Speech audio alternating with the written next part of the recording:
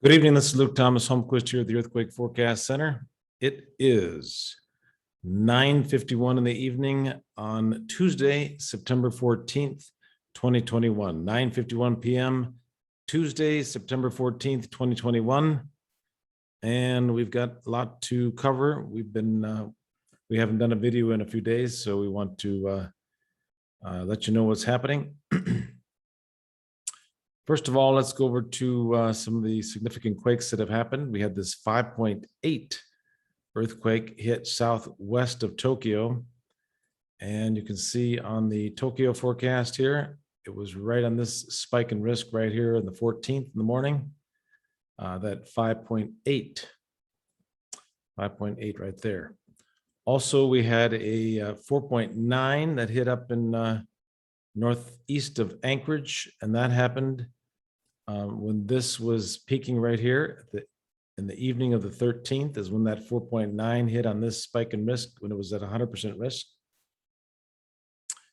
And in California, we had a 3.6 earthquake that hit when the Los Angeles risk was reaching a maximum of 100% risk right there at 8 in the morning on the 13th.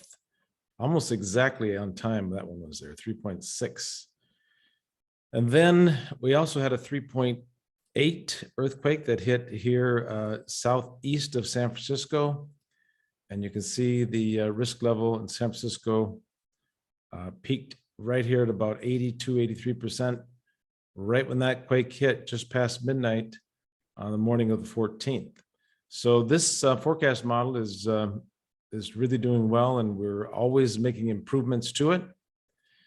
So also we just had a 3.0 just northwest of Los Angeles, southwest of Ridgecrest, and southeast of Coalinga. The Ridgecrest risk level was reaching a maximum at 7 p.m. And the overall risk level of Ridgecrest was much lower than the one in Los Angeles. And as we get more data, we'll show you that.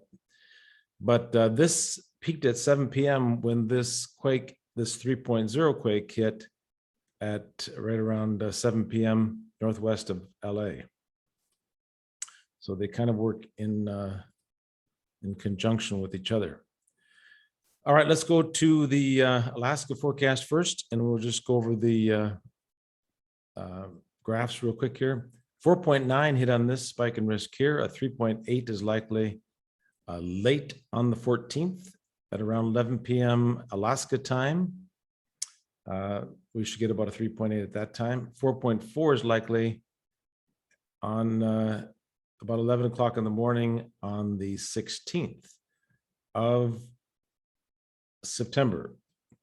So these graphs work really well. These go up and peak, and then there's usually a quake along with that. And we'll be calibrating this new data as we go along to know exactly how strong an earthquake is by how big the peak is in risk. All right, in Coalinga, the risk peaked at about 2 o'clock in the afternoon. And you can see this 3.8 here that hit just northwest of Coalinga. It hit at around about 1 in the morning. And so that hit right about in here. And this spike in risk is around 2 o'clock. So it hit a little early, but that one was a significant quake. It was originally a 4.0 and they downgraded to 3.8. But that was associated with this spike in risk right here at 2 o'clock on the 14th. It just hit a little early. And then there's a 73% risk at 8 o'clock in the morning on September 15th. All right, El Centro down near the Salton Sea. This was spiking, peaking in risk at the same time the Los Angeles one was. And that's when that 3.6 hit in Los Angeles. And this 3.2 is possible at 8 o'clock in the morning on the 15th, coming up tomorrow morning. All right, and then in Eureka, California,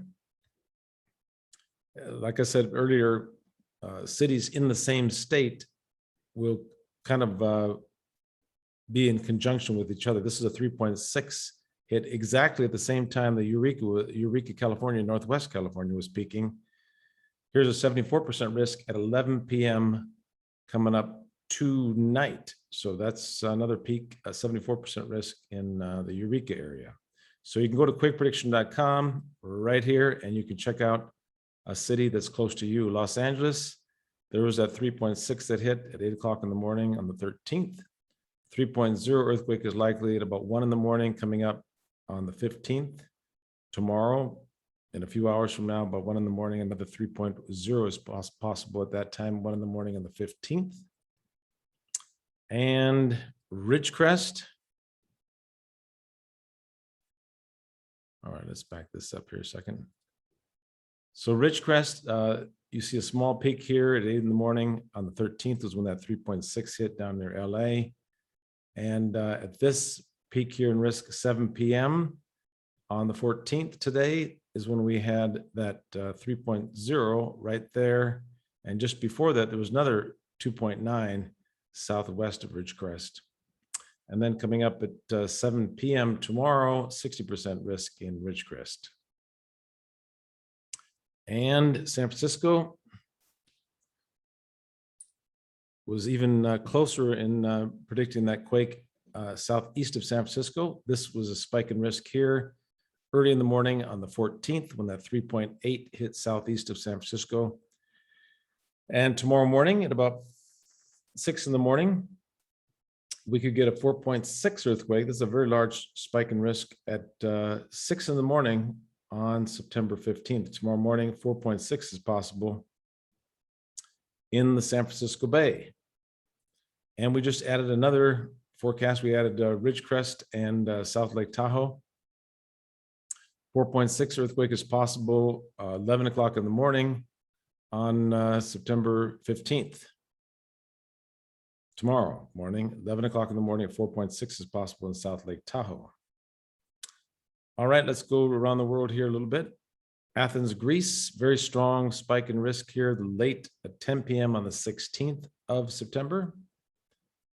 And then in Sendai, Japan, there's that spike in risk that produced the 5.8. This one here coming up on the late on the 15th could produce a 6.4. And then a smaller one here, and then quite a large spike in risk on the 17th. And we'll get to that tomorrow. Let's see, so Tokyo, 5.8 was on that spike in risk here. Again, this spike here on the 15th could produce a 6.4, and this one on the 16th could produce a significant quake as well. All right, once again, in the San Francisco Bay tomorrow morning, we could get a 4.6 earthquake is possible in the San Francisco Bay tomorrow morning. And Los Angeles, just in a couple hours from now, a 3.0 is possible at 1 in the morning. And El Centro, 3.2 is possible 8 o'clock in the morning. So you can check out these forecast maps over at quakeprediction.com to get an idea of what's going to happen close to your city. And in Anchorage, 11 p.m. tonight, which is they're an hour behind California, a 3.8 is possible up there. All right. Thanks so much for joining us here tonight at quakeprediction.com on September 14th, Tuesday, 10 p.m. Thanks so much, and we will talk to you tomorrow. This forecast model is based on 16 years of research, and every forecast model that we do is an improvement on the forecast from before. So we'll talk to you tomorrow, and have a nice night. Thank you.